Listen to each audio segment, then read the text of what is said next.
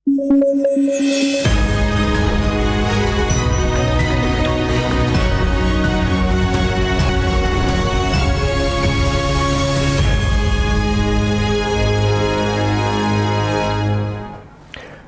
वालेकुम। प्रोग्राम सहाफ़ी में मतीउल्लाह जान। जाए वकुआ पाकिस्तान है और एक धमाका है जो बजट 2024 की शक्ल में हुआ है।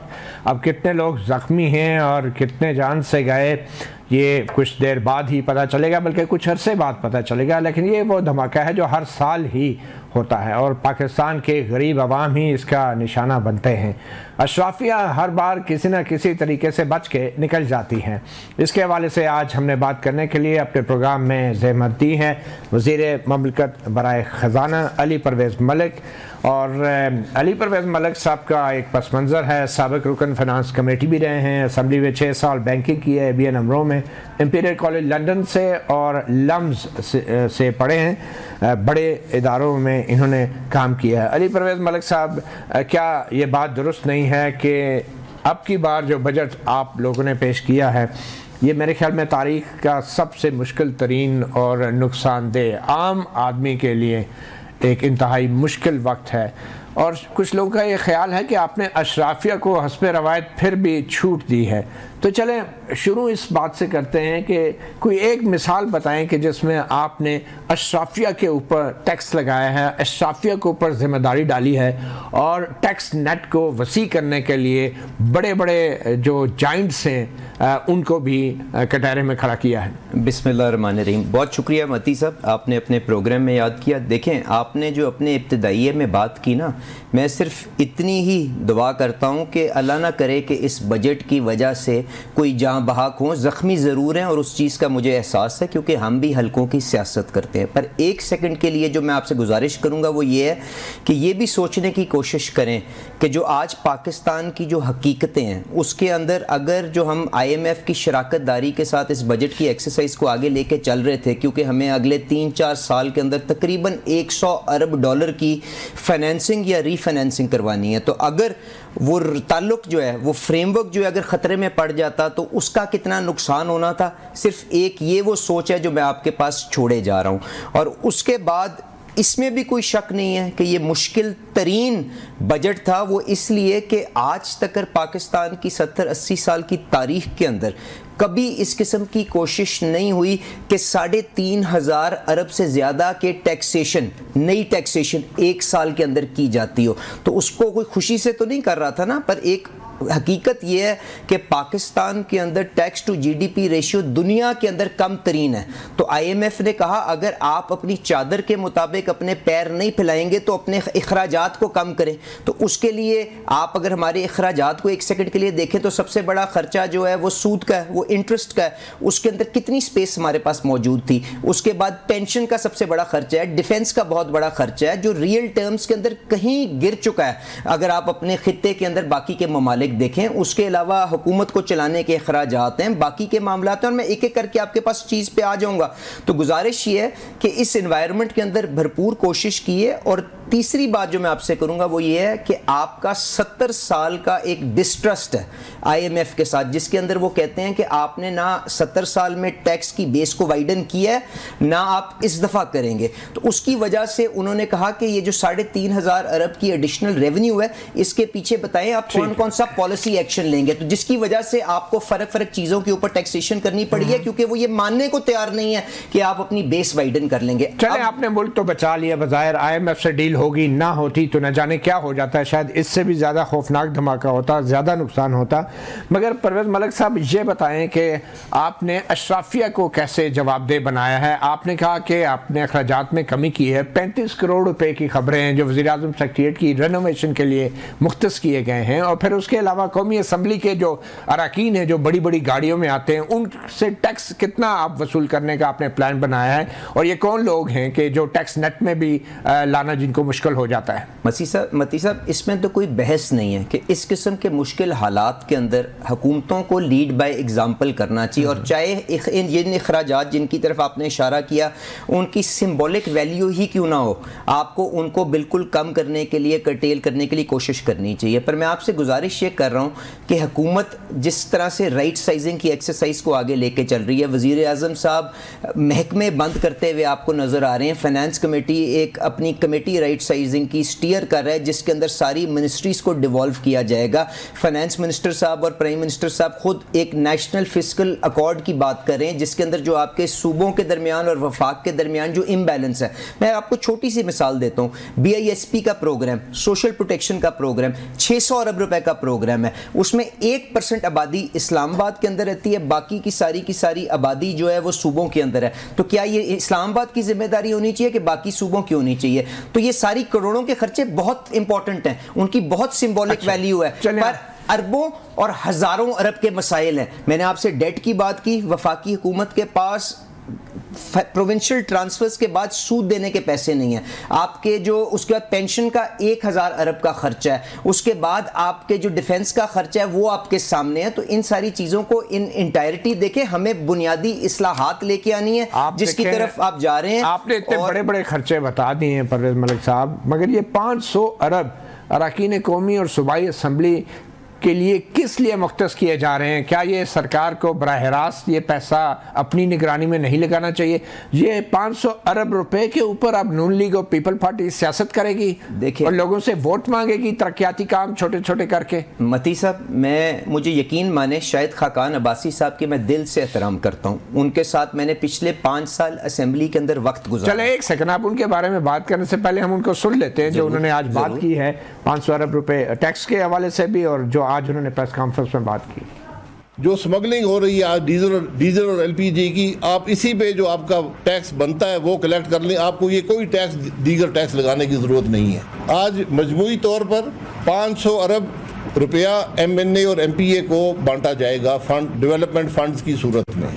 ये 500 अरब आप 22% सूद पे बाजार से उठाएंगे, अजाफी कर्जा लेकर आप ये पैसे बांटेंगे। क्या ये सियासी फ़ायदा हासिल करने की कोशिश पाकिस्तान के दूध खरीदने वाले लोग बर्दाश्त करेंगे? क्या ये पाकिस्तान की वो सैलरीड क्लास बर्दाश्त करेगी जो आज महंगाई में पिस रही है? देखें, मैंने तो आपसे गुजारिश की कि मैं इनका एहतराम करता हूं, पर उन्होंने ये जो बात की है बिल्कुल गैर मुनासिब है। आप गलत है या सही है? बिल्कुल गलत है। आप PSDP की बुक मंगवा लें, उसके अंदर एक एक आपका स्कीम, एक एक प्रोजेक्ट वहां पे लिस्टेड है। नहीं, वो कह रहे हैं, एक सेकंड, वो कह रहे हैं कि कौमी असम्बली और सूबाई असम्बली के अरकान में क्यों बांट रहे हैं आप ये काम? अगर किताब में लिखा है तो ये काम तो डायरेक्ट हुकूमत को जिम्मेदारी लेनी चाहिए। MNAs का क्या ताल्लुक है, MPs का क्या ताल्लुक है? मैं पिछली असेंबली के अंदर भी मेंबर रह चुका हूं, मैं इस असेंबली के अंदर भी मेंबर हूं, और अल्लाह ताला की दुआओं के साथ, अल्लाह ताला की यहाँ पे दुआओं के साथ और पार्टी की दुआओं के साथ मेरे पास एक जिम्मेदारी भी मौजूद है। देखें, आपसे मैं गुजारिश करूं कि आप मुझे ये हिसाब बना के दिखा दें कि 500 अरब रुपए किस तरह से MNAs को डिस्ट्रीब्यूट हो रहा है और वो किन प्रोजेक्ट्स पे होगा। मैं आपको एक एक प्रोजेक्ट बता सकता हूं कि जो 1150-1200 अरब का PSDP है उसके अंदर उसका रुझान किस तरफ है और किन मेगा प्रोजेक्ट्स। मुझे ये बताएं जो शाहिद खाकान साहब ने कहा है कि नहीं, MNAs और MPs का कोई रोल नहीं है। बिल्कुल गलत है सर, मैं आपसे इसकी तरदीद कर रहे हैं। मैं बिल्कुल तरदीद कर रहा हूं, मेरे से पहले अतात तारड़ साहब भी कर चुके हैं, और मैं आपसे गुजारिश करूंगा PSDP की किताब मंगवाएं सनसनी फैलाने के बजाय, क्योंकि देखें अगर आपका सियासी इख्तलाफ और आप कोई नई जमात बनाना चाह रहे हो तो इस तरह से अपनी क्रेडिबिलिटी को खराब ना करें। आपने इस मुल्क में सियासत करनी है, इस रियासत को नुकसान ना पहुंचाएं, लोगों के दिमाग के अंदर इस किस्म के अवहाम प्लांट करें। MNAs और MPs का कोई रोल नहीं होगा। कतई नहीं है सर, आपका PSDP को तो क्लेंज किया जा रहा है, उसको स्केल डाउन किया जा रहा है, स्ट्रेटेजिक नेचर के प्रोजेक्ट्स वहां पे किए जाएंगे, तवानाई के शोबे के अंदर, डैम्स के अंदर, IT के अंदर, और उसके साथ MNAs का कोई 500 अरब के किसी स्कीम के साथ ना कोई ताल्लुक है, ना मैं जानता हूं उसके ऊपर। और शायद खाकान अब्बासी साहब को टीवी पे आके, और बल्कि मेरी ख्वाहिश होगी आप उनको लाइन पे लें और उनसे पूछें कि बताएं कि जी पिंक बुक के अंदर जो PSDP की बुक है कहां पे ये चीजें लिखी हैं। चले ये भी हम उनसे जरूर मालूम करेंगे। शायद खाकान अब्बासी साहब ने एक और बात भी की है टैक्स नेट के हवाले से, वो भी जरा जरूर। आप इस मुल्क के तनख्वाहदार तबके को क्या मैसेज दे रहे हैं कि मुल्क छोड़कर चले जाएं? आज इस मुल्क के नौजवान को क्या मैसेज दे रहे हैं? कि मुल्क छोड़कर चला जाए। मैं ऐसे नहीं कहता, लेकिन अखराजात कम हो सकते हैं। आप कोशिश तो करें, नज़र तो आए। मैं अखराजात कम नहीं करूँगा, मैं हुकूमत हूँ, लेकिन बोझ तुम पर डालूँगा। तुम्हारी तनख्वाह से हिस्सा लूँगा, तुम्हारे कारोबार से हिस्सा लूँगा। टैक्स लगाने वाले जो दूसरों पर टैक्स लगाते हैं, जिन्होंने जो मैंने सारी बातें बयान की हैं, वहाँ पर हाँ हाँ करके ये बजट पास किया है, क्या उन पर खुद टैक्स नहीं लगना चाहिए? ये अशराफिया होती है जो अपने आप को भी बचाती है और जो अपने दोस्तों को भी बचाती है। सबसे बड़ा मसला आज आपका बिजली का है, जो डिस्ट्रीब्यूशन कंपनीज है आपने प्राइवेटाइज करना है, वो आपने शुरू भी नहीं किया आज तक, उसके बारे में बात भी नहीं करते हैं। अच्छा, असम्बली अरकान के मुफ्त जहाज़ी सफ़र हैं और मज़दूर के टिकट पे अगर दुबई जाना है उसने मज़दूरी के लिए तो 12,500 रुपये हवाई जहाज़ के टिकट में आपने इजाफी चार्ज लगा दिया। अच्छा देखें, गुजारिश ये, मैंने तो आपको पहले कहा कि चाहे जिन अखराजात की तरफ शायद खाकान अब्बासी साहब ने इशारा किया है, उनकी सिंबॉलिक वैल्यू पर हुकूमत को लीड बाय एग्जांपल करते हुए नज़र आना चाहिए, इसमें कोई शक नहीं है।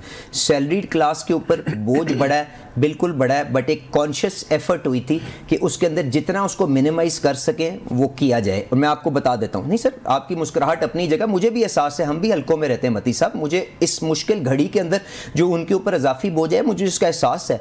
पर जिस शख्स की जो लोवेस्ट स्लैब के ऊपर उसकी टैक्स की जो उसका इंसिडेंस बढ़ा है ना, वो तकरीबन 1200 रुपए महीने का बढ़ा है। हाईएस्ट स्लैब जो है वो 35% से बढ़ाया नहीं है। सिर्फ जिनकी 1 करोड़ रुपए से सालाना ज्यादा आमदनी है ना, वो अपनी सालाना टैक्स पेमेंट के ऊपर 10% सरचार्ज देंगे। 35% जमा 10%? No sir, absolutely not. यही तो सनसनी है जो मीडिया के अंदर दोस्त फैलाते हैं। और उसके बाद जी मैं कर रहा हूं, मैंने आपसे कहा है हाईएस्ट स्लैब जो है 35% ही रहेगा। जो शख्स 8.5 लाख रुपए की तनख्वाह लेता है उसके ऊपर 35% टैक्स लगेगा, और उसके बाद अगर उसकी टैक्स की पेमेंट 10 लाख बनती है तो उस 10 लाख का 10%, जिसका मतलब है 1 लाख रुपए, टोटल 11 लाख रुपए की वो टैक्स पेमेंट देगा। कोई ये सुपर टैक्स नहीं लगा जिसको मीडिया के अंदर पोर्ट्रे किया जा रहा है। और यहां पे किसी अशराफिया को जो आपने कहा कि जी उनसे आपने जो उनके बेनिफिट्स थे उनको क्लॉबैक नहीं किया गया, मैं आपको बेपनाह मिसालें दे सकता हूं। एक और गलत खबर जो चढ़ रही है कि जी सरकारी मुलाजमीन को आपने टैक्स से छूट दे दी अगर वो प्लॉट का काम करें। सिविल और मिलिट्री मैंने जान के जायदाद की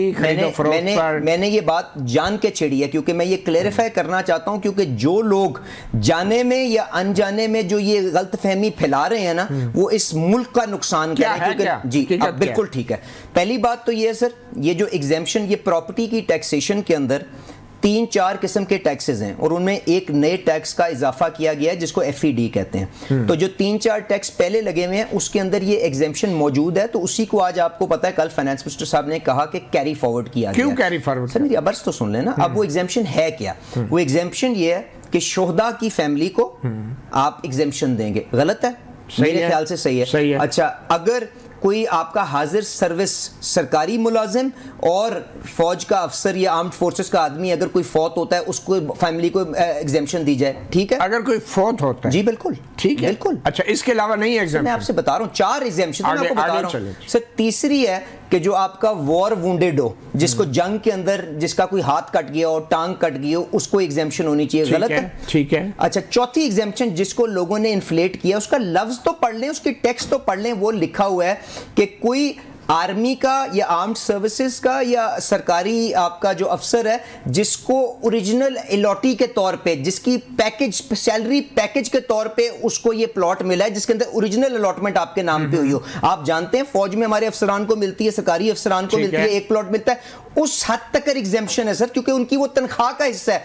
कोई ये बात नहीं लिखी कि कोई सरकारी अफसर जाके अगर प्रॉपर्टी का काम शुरू कर देगा। एक सेकंड, अगर कोई सरकारी अफसर, फौजी या सिविल ब्यूरोक्रेट, रिटायर्ड या सर्विंग, कोई प्लॉट खरीदता है या अपना प्लॉट बेचता है तो उस पर टैक्स की छूट नहीं है? सर मैं आपसे कह रहा हूं, अगर एज ओरिजिनल अलॉटी कि अगर वो फौज से रिटायर हो रहा है, उसकी सैलरी के पैकेज के अंदर जो एक प्लॉट मिल गया, या कोई सरकारी फेडरल सेक्रेटरी रिटायर हो रहा है जिसको आपको एक प्लॉट उसकी तनख्वाह के एवज मिला है, उस एक प्लॉट की हद तक एग्जेम्पशन है सर। मतलब ये नहीं है कि अगर किसी फौजी अफसर के एक से ज्यादा प्लॉट हैं, सर मैं आपसे कह रहा हूं, और उसने खरीद के बेचने का जो कारोबार है उस पर टैक्स देना पड़ेगा। मती साहब, उसके टेक्स्ट के अंदर लिखा है ओरिजिनल अलॉटी।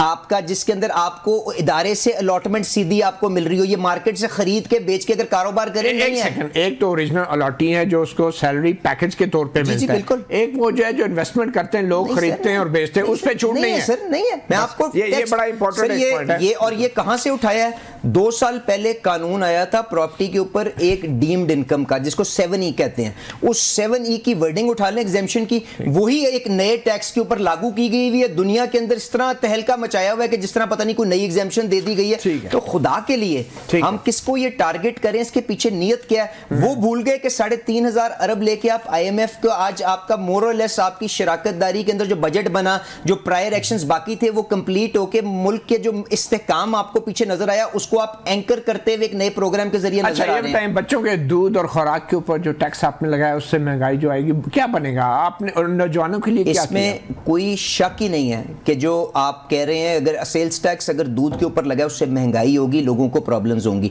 पर मेरी एक सेकंड के लिए गुजारिश सुने, IMF या जो बाकी हमारे जो इंटरनेशनल पार्टनर्स हैं उनका ये डिमांड थी कि सारी की सारी एग्जेम्पशंस, क्योंकि आप लोग ही टीवी पे जाके बताते थे कि जी उस चीज के ऊपर एग्जेम्पशन है, इसके ऊपर टैक्स लगा हुआ है, तो उनका बुनियादी नुक्ता ये था कि आपने हमारे साथ शराकतदारी आगे लेके चलना है तो सारी एग्जेम्पशंस खत्म करें। तो उसके अंदर अगर दूध को हम पिछले 5 प्रोग्राम में बचाए, इस दफा नहीं बचा सके, तो कौन कौन सी चीजें बचा के गए मैं आपको बता दूं। नहीं, आप देख लें, फर्टिलाइजर के ऊपर कोई नया टैक्स नहीं लगा, 18% सेल टैक्स की डिमांड थी। पेस्टिसाइड्स के ऊपर कोई टैक्स नहीं लगा, 18% सेल टैक्स की डिमांड थी। सोलर पैनल्स के ऊपर जो गरीब आदमी अपनी बिजली सस्ती प्रोड्यूस करता है उसके ऊपर कोई टैक्स नहीं लगा। PDL को वहीं पे बरकरार रखा है हमने, उसके ऊपर 60 रुपए से ऊपर नहीं है। किताबों को बचा लिया है, पेंशनर्स की इनकम के ऊपर आपका जो टैक्स था वो बचा लिया है। इसके अलावा पूरी लिस्ट है, मैं आपको खैराती अस्पतालों के ऊपर जो आपकी इन्वेस्टमेंट हो रही है वो बचा लिया है, स्टेंटों के ऊपर बचा लिया है। जो मुफ्त हवाई सफर, हवाई जहाज के सफर हैं और टिकट जो बांटते हैं आप अराकीन असेंबली में, ये एग्जाम्पशन IMF ने इसके ऊपर कोई बात नहीं की थी। देखें, ये आपके इस बहस में जाए बगैर कि ये एग्जेम्पशन है कि नहीं है, मती साहब देखें, PIA बिठा दिया आपने यही हरकतें करके, और आप मजीद PIA क्यों बैठा है उसके ऊपर आप एक अलग निश्चित रख लें, उस पर बात कर लेंगे। देखें, मेरी आपसे गुजारिश ये है कि अगर आप लाहौर रहते हो और आप इस्लामाबाद प्रोग्राम करने आए तो आपको नियो टीवी आपको आपके पेट्रोल के पैसे देता कि नहीं देता? आप हर किसी को अली परवेज या मतीउल्लाह जान मत समझें। ये वहां पे आपके आइन, आपके ज़ाब्ते के अंदर लिखा है। सर मेरी अर्ज सुन लें, सर मेरी सिर्फ एक्चुअल खर्चे के देना, मेरी अर्ज सुन लें सर। कोटा रख दिया और उसको अगले साल पे भी ले गए, ये तो फर्क है ना मती साहब। और फैमिलीज के लिए भी खुदा का नाम है। मती साहब, गुजारिश मेरी सुन लें, अगर आप लाहौर से प्रोग्राम करने इस्लामाबाद आते हैं तो आपको पेट्रोल मिलता है ना, फैमिलीज को भी। अच्छा मेरी बात तो सुन लें, अगर आपने महीने के 10 प्रोग्राम करने हैं, आप उन 10 प्रोग्रामों की उनसे अपने पेट्रोल के पैसे ले लेते हैं और उसी कीमत के अंदर एक ट्रिप अपने पैसों पे लाके साथ अपने खानदान को ले आते हैं और सेशन कर लेते हैं, तो क्या बहुत बड़ा नाइंसाफी है? और ये ज़ाब्ते के अंदर लिखा है, कोई नई चीज तो नहीं आई ना चीज। और अब PIA क्यों बैठ गया, वो उसके लिए आप अलग निश्चित रख लें, निश्चित जरूर करेंगे। बहुत शुक्रिया अली परवेज मलिक। और माली महाज के ऊपर जो पाकिस्तान के अवाम के साथ हो रहा है उससे कुछ ज़्यादा मुख्तलिफ वो हालात नहीं जो कि सियासी और कानूनी महाज पे हैं। और इस सेगमेंट के बाद हम बात करेंगे कि अदालती महाज के ऊपर जो सियासी और आइनी बहरान पैदा हुआ है उसके ऊपर क्या वाक़यात हो रहे हैं।